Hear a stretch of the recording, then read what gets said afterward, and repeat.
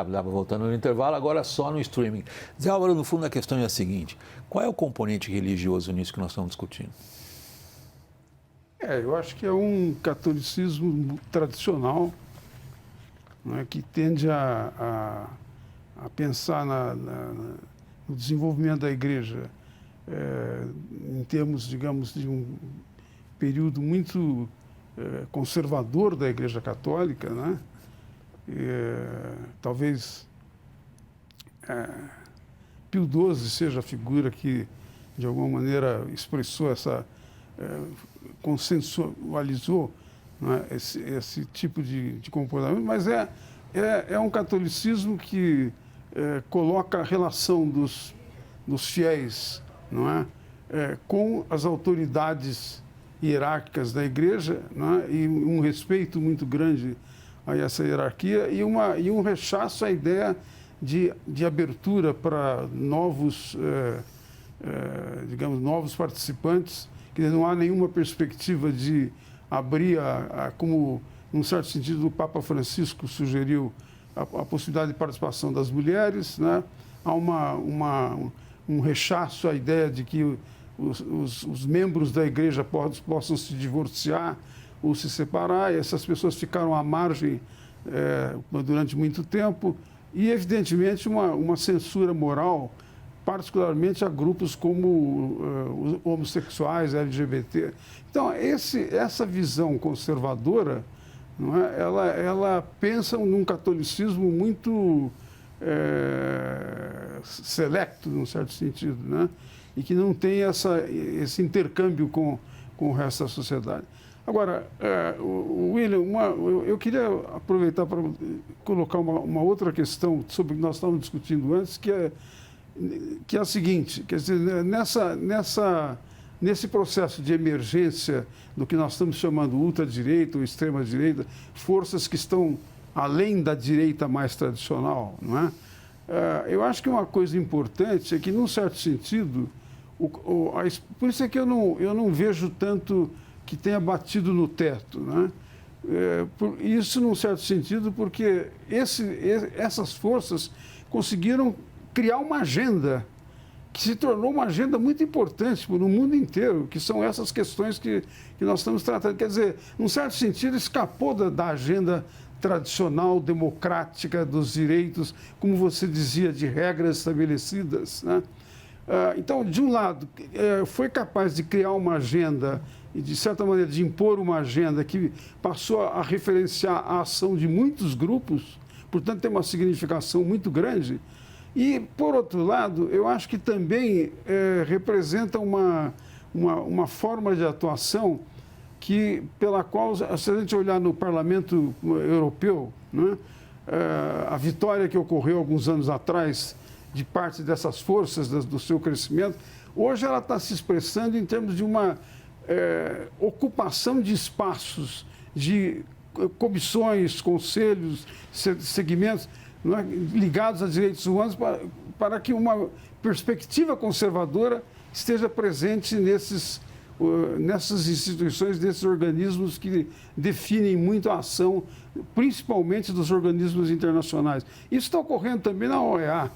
Eu tenho visto na mídia, né, às vezes se chama a atenção para o fato de que, mesmo na OEA, há um esforço de que forças conservadoras possam ocupar comissões que são fundamentais. Então, o que eu quero dizer é que a emergência que representou a imposição ou a conquista de uma nova agenda conservadora, ela está se expressando também em ação, numa ação que significa uma maior penetração nesses organismos que são tão importantes como no caso dos direitos humanos, né?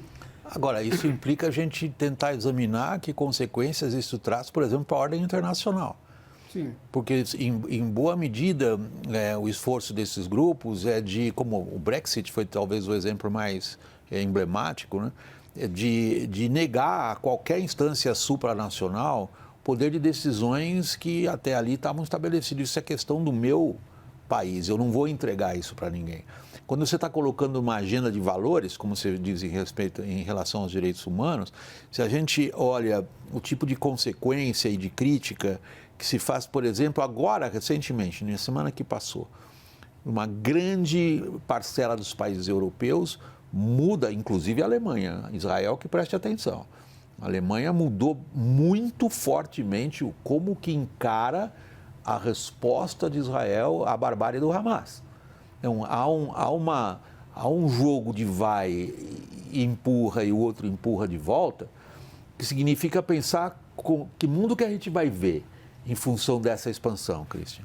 Eu acho que todos os aspectos que a gente debateu agora, eles apontam para um mundo, é o pêndulo que foi muito para um lado nesses últimos 25 anos, então para a agenda internacional, para as agendas nacionais, para as democracias tentando entregar mais e não conseguindo, então o pêndulo está voltando, vamos dizer que ele está no meio do caminho, acho que ele vai mais, e a gente vai para um mundo onde a OMC praticamente pode ser enterrada, certo? A Organização Mundial do Comércio. A questão toda do comércio multilateral, todo esse tarifaço incompreensível, a meu ver, do ponto de vista técnico do presidente americano, é um pouco uma reação exacerbada de uma reação completa de um ambiente liberal de comércio, etc. A gente tem um resgate de valores, você citou o Vance, valores, eu acho que a palavra mais importante para todo esse debate dos valores é a família.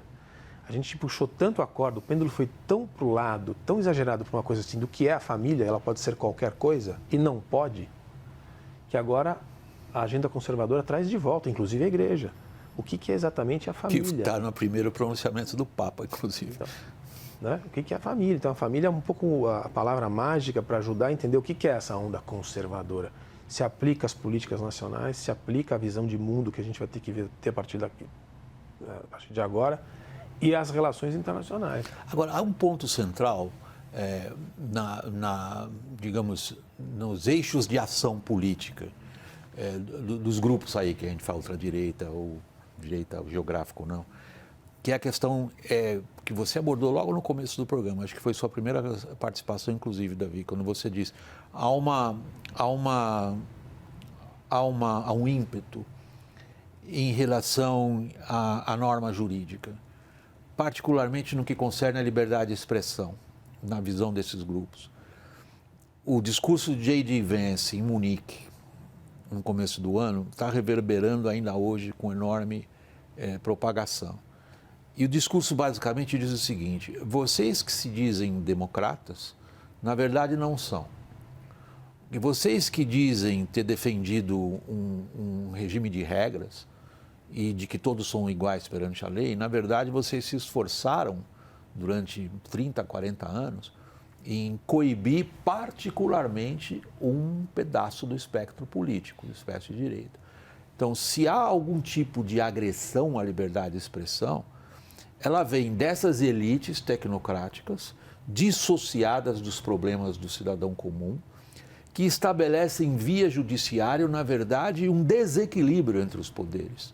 Porque o judiciário é usado por vocês, e olha como isso está pegando no Brasil. Esse é o fundamento da discussão brasileira hoje em relação à liberdade de expressão, é essa.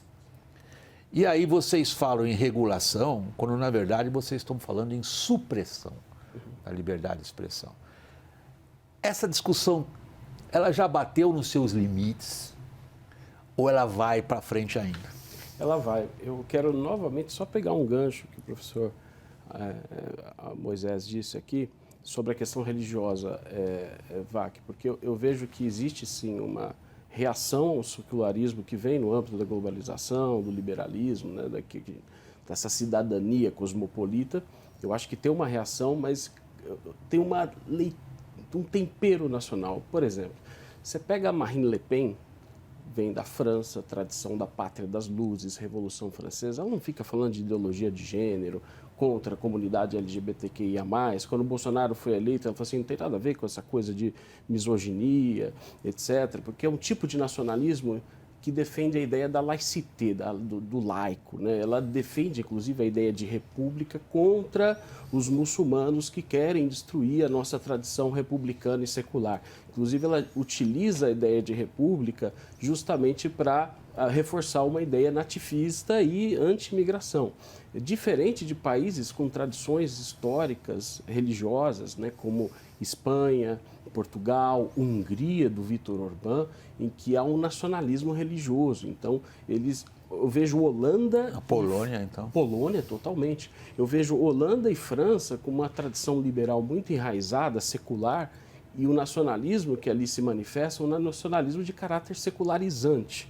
Né? E em países historicamente com raízes cristãs, Estados Unidos protestante, aqui no Brasil, né, mesclado, né, agora católico protestante, Portugal, Espanha, Hungria, Polônia, você tem Rússia, você tem um elemento que é religioso muito forte, Itália, né, com a Giorgia Meloni. Então, eu acho que, em geral, sim, a gente pode falar que a religião é um elemento importante, mas você pega a França e a Marine Le Pen era desquitada, ela faz questão de se colocar como uma mulher desquitada, separada, utiliza a figura da Joana d'Arc, né, como uma espécie de heroína nacionalista, ancestral, né, ela faz discursos, né, atrás da Joana d'Arc. Então, tem um filtro nacional que eu acho importante destacar. Outro ponto aqui, Vac, que eu vejo de fato um retorno a um certo tribalismo nas relações internacionais, depois desses anos 90, né, dessa ordem liberal. Acho que dos fatores, tantos fatores de uma crise de uma ordem liberal, sem dúvida nenhuma, é a ascensão dessa direita radical, né, que vai novamente pautar soberania, fronteiras, né, a ideia do controle pelo Estado, e isso, de certa forma, questiona, né, o que a gente viu, né, que achava, né, havia uma sensação de que, olha, estávamos caminhando para o lado correto, né, e agora tudo que tem a ver com governança liberal, organizações internacionais, regimes, é visto como algo negativo, né? Ou seja, há uma normalização desse discurso, né? Ou seja, a questão da direita radical assumindo postos importantes normaliza também, né, no âmbito da opinião pública, essa ideia de que não, a ONU é um grupo de funcionários não eleitos que... Ou a Comissão Europeia. Ou a Comissão Europeia, ou a OMS, né, que você tem um grupo de funcionários não eleitos que submetem, né, isso é uma espécie de tirania. Você vê, a AfD chamava a União Europeia de o RSS, EU-RSS, né, como se fosse uma tirania soviética que se submetia aos países europeus. Então, uma vez que isso é pautado dioturnamente, essas ideias começam a se disseminar e serem aceitas, né, de maneira quase que natural. E como ficamos com a liberdade de expressão? Olha, é um discurso que tem sido utilizado, né, justamente por conta dessa questão que eu vejo nessa corrosão, né, da democracia de maneira geral. O Yashamon, que tem um livro muito interessante, que é O Povo contra a Democracia, que ele fala de como a democracia liberal se transformou em um regime que é elitista, tecnocrático e de costas voltada para a maioria da população. E dirão os críticos que vêm desse lado, o repressor. Exatamente. E ele fala que a questão da ação dos Supremos Tribunais, das Cortes de Constitucionalidade, é um dos fatores que tem transformado essas democracias em organizações tecnocráticas e elitistas, ou seja, avançando em decisões que violam um senso de soberania nacional, e isso cria um ambiente de revolta contra essas elites. Quando a gente define populismo tem várias definições, é complexo. Eu vou pegar o Casmurro de novo. É uma estratégia que vai basicamente dividir a sociedade em dois grupos homogêneos antagônicos, elites corrompidas versus o povo puro. A ação, por exemplo, eu lembro de um artigo do Barroso em que ele fala assim: o papel do STF é avançar, né, ser uma força de avanço civilizatório na história do Brasil, né? A gente vai empurrar a história para frente. É uma visão elitista, arrogante, né, e de certa forma que era tudo justamente que esses grupos, né, que com alguma razão vai questionar a ação desmedida dessas Supremas Cortes, identificam justamente como deturpadores do que é a verdadeira democracia. Então, aí está, no fundo, uma discussão eu ia dizer perigoso, mas não é perigoso. Eu acho que a gente não tem que fugir das coisas que a gente tem que enfrentar. Se a gente parte, como você mesmo partiu no começo do programa, da ideia de que até aqui o que se considerava o equilíbrio entre os três poderes foi destruído na visão dos grupos de extrema-direita, não por eles, mas por essas elites tecnocráticas. Sim. E isso se traduz, por exemplo, no Brasil, no papel do STF. Uhum. Que alguns dirão, fora do papel do STF nas questões tributárias ou nas questões políticas imediatas, mas na questão mais abrangente, como essa que você mencionou, desse hoje já famoso, por várias razões, discurso do presidente do Judiciário. Uhum. Quer dizer, se a sociedade não sabe para onde ela vai, nós sabemos. Uhum. Então, isso embute uma questão fundamental. Boa parte da argumentação do Trump, por exemplo, ou de quem segue o Trump, em relação ao judiciário, é dizer, não foram eleitos. Uhum. E não cabe a eles tomar decisões fundamentais do ponto de vista da sociedade. Se a gente vai para o argumento dos integrantes do STF, é exatamente o contrário.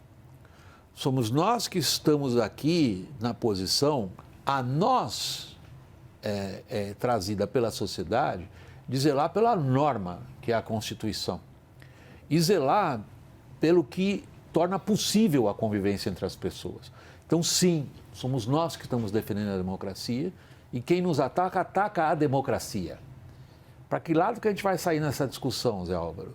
Porque uma coisa a gente começa a perceber, isso não é função apenas da capacidade maior ou menor dos grupos de extrema-direita ou de ultradireita, seja o que for, de terem êxito político no que eles propõem, mas o que se vê é uma perda de legitimidade justamente dessa construção do equilíbrio entre os poderes. É uma perda de legitimidade, eu estou de acordo. Acho que a ideia de um poder contra-majoritário que tende a ocupar esse papel de uma interpretação e de uma expressão que vale para todos, mas que não tem tanta conexão com a comunidade, acaba nessa ilegitimidade, como você está mencionando. É um risco, digamos. Eu não sei se a gente pode dizer que isso já aconteceu, mas o risco está indo nessa direção, né? E aqui eu acho que entra uma questão de fundo. Quer dizer, nós temos que repensar o papel das Cortes Supremas, né? Principalmente das Cortes Supremas Constitucionais, que se dedicam a preservar a Constituição. Eu acho que é preciso repensar isso. Há várias coisas da construção democrática que tem que ser, de alguma maneira, renovadas, repensadas. Não quer dizer que nós vamos jogar fora a defesa da Constituição ou, eventualmente, a representação. Mas, tal como está estabelecido nas condições da crise atual, está levando a uma insatisfação, está levando a uma desconfiança e, portanto, uma desconexão entre, digamos, a comunidade em relação à qual as instituições existem para responder e para, de alguma maneira, realizar a missão, a tarefa da democracia, não é?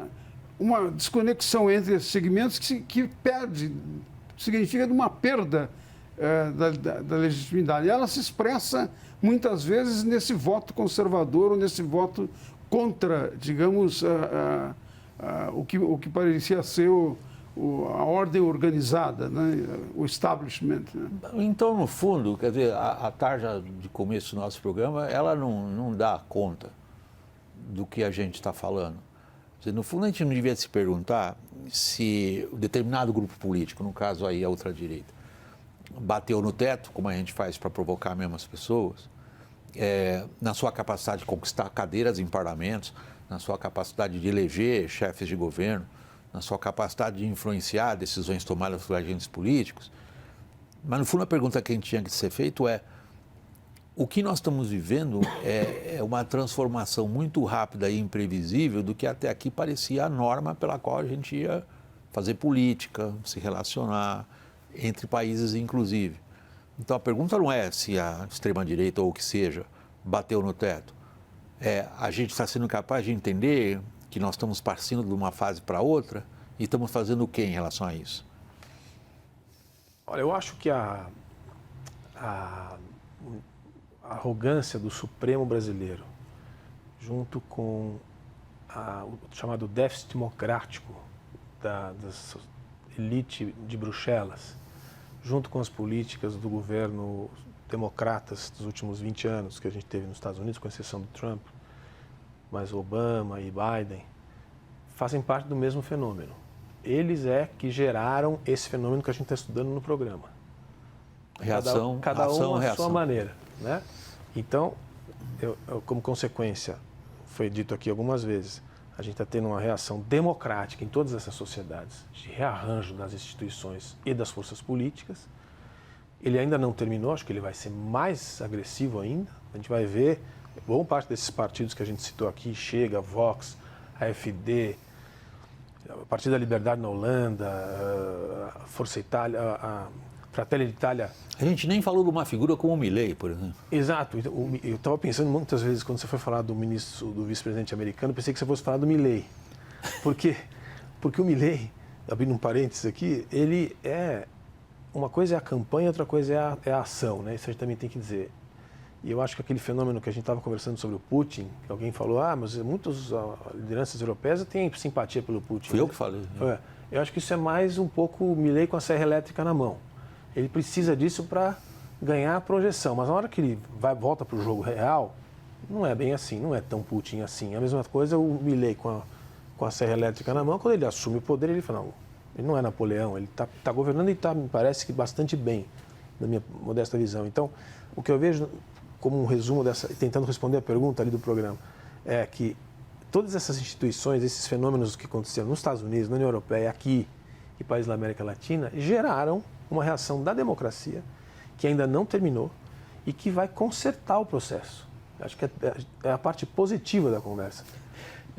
Na verdade, eu sinto uma pena, eu tenho que parar o programa, porque a gente está chegando mesmo no streaming no tema, mas você está colocando o tema para um próximo programa. Né? O próximo programa nós estamos vendo uma reação democrática ou estamos vendo a destruição da democracia? Essa é uma bela provocação. Eu acho que não está claro ainda isso. Né? Não está claro ainda. Posso ficar nessa observação ou é uma brutalidade contra o seu raciocínio, Zé Álvaro? Não. Eu acho que é isso. Nós estamos vendo uma reação democrática a uma série de eventos ou estamos vendo a destruição da democracia? A minha avaliação é um pouco mais pessimista. Eu vejo uma série de retrocessos civilizatórios que foram propostos pela própria lógica liberal. Né? Então, eu vejo, eu acho que um ponto muito feliz da sua parte, William, foi falar de iliberalismo. Né? A gente está falando de um projeto de humanismo liberal que produziu direitos, que protegeu minorias, e eu vejo, no geral, uma maré, né, de ataque sistemático. Eu queria deixar claro que eu considero o iliberalismo um fenômeno disseminado. Eu não estou considerando que ele seja de direita ou de esquerda. Sim, ele ocupa Nós vamos encontrar iliberais em qualquer parte do espectro. Sem dúvida. De acordo. Gente, queria agradecer muito a vocês, a disposição de estar aqui no estúdio conosco, ao Christian Lobauer, doutor em ciência política. Obrigado, Christian. Prazer. Zé Álvaro Moisés, professor sênior do Instituto de Estudos Avançados da USP. Zé Álvaro, muito obrigado. Ao Davi, professor de Relações Internacionais da PUC e também da FAAP e coordenador do Observatório de Extrema-Direita, muito obrigado pela participação. Obrigadão. Meu agradecimento vai, claro, especialmente a você que nos acompanha. Até a próxima, pessoal.